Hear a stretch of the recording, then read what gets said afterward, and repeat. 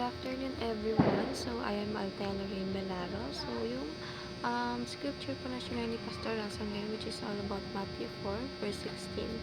So, yung pinaka natutunan ko doon is yung, of course, light of the dawn. Ang unang sumagi sa isip ko, kung siguro kung hindi natin nakilala ang Panginoon, hindi tayo nagkaroon ng relasyon sa Kanya ngayon, baka alam ko lahat tayo is naglalakad tayo patungo sa kadiliman. Kumbaga walang tamang direksyon yung path na dinadaanan natin, especially in life. Wala tayong direksyon kung ano yung patutunguhan ng buhay natin, basta lang tayo go with the flow. So alam mo yun, parang wala tayong concrete plan in life. Kaya kung ano lang yung nangyayari sa buhay natin, ayun lang talaga yun lang talaga yung parang sinusundan natin. Kumbaga, and example, wala tayong proper diet. So, ikaw, kung may disiplina ka sa sarili mo, magkakaroon ka ng proper diet, susundan mong mga instructions, mga directions, kung paano mo i-maintain yung body health mo. So, ganun. So, hindi mo ma-achieve yung isang bagay kung wala kang plano.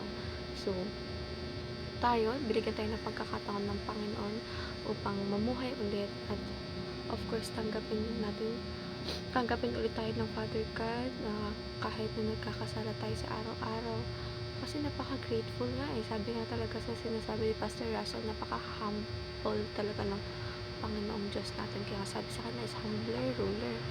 So alam mo yun, sa araw-araw natin ng pagkakasala, patuloy niya pa rin tayong tinatanggap at patuloy niya pa rin tayong minamahal sa kabila ng kasalanan natin, kasi hindi siya tumitingin sa ganung bagay.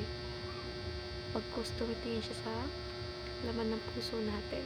Pero of course, hindi ibig sabihin na patuloy tayong pinapatawad ng Panginoon is palagi rin tayong magkakasala. Siyempre, ibang usapan na yun. Hindi naman palagi okay lang sa Panginoon lahat ng bagay na ginagawa natin sa buhay.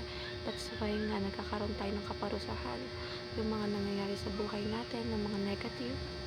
Of course, kung ano yung mga negative na nangyayari sa life natin, of course, we deserve it since hindi mo natin pansin.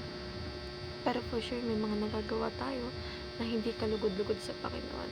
Kaya si Lord, patuloy na tinatama kasi nga hindi naman tayo perfecto. So si Lord, patungo tayong hinuhubog sa pagiging anak niya at patuloy tayong tinuturuan, patuloy tayong inaalagaan, at patuloy tayong of course ginaguide ng Father God natin sa lahat ng mga nangyayari sa buhay natin. Hindi natin kaya magbabuhay nung wala siya. Legit po siya. Legit po talaga.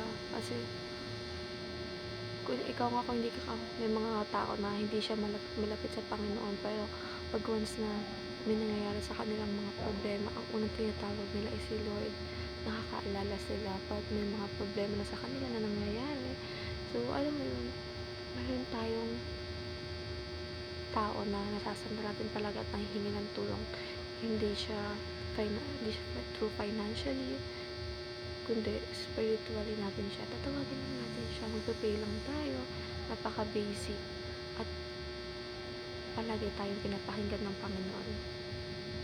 Lagi lang tayo lumapit sa Kanya at huwag tayo mahihiya, at of course, sumunod tayo sa mga kagustuhan niya para rin sa atin, of course, at para rin sa pagtagkap sa atin ng Panginoon.